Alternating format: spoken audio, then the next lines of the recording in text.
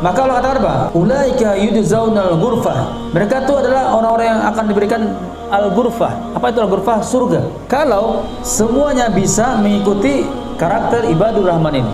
Ibadur rahman itu adalah hamba-hamba Allah yang Maha Penyayang. Ibadur rahman itu adalah allazina yamshuna 'alal ardi hauna, yaitu orang-orang yang berjalan di muka bumi ini, di bumi Allah dengan rendah hati. Rendah hati itu apa? Tawadu, ya.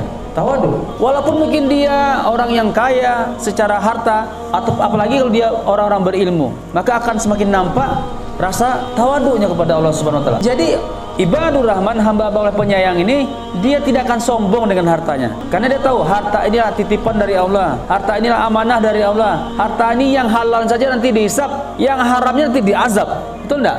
Kemudian kalau dia berilmu, apa dia sombongkan? Makin berilmu dia semakin takut kepada Allah. Karena Allah katakan, innama yakhshallaha min ibadil ulama, kan? Sesungguhnya yang takut daripada hamba Allah itu adalah para ulama. Makanya kalau dia betul-betul ulama, betul-betul berilmu, maka dia akan makin tawadu. Dia tidak akan merendahkan seseorang, walaupun orang itu tidak ada ilmu sekalipun. Kalau antum menjadi penuntut ilmu, maka mesti harus ada sifat tawadu, rendah hati, tidak menyombongkan diri, ya, tidak membanggakan diri, baik dari segi bicara, menatap wajah orang, gaya berjalannya, cara menunjuk orang, ya, tawadu.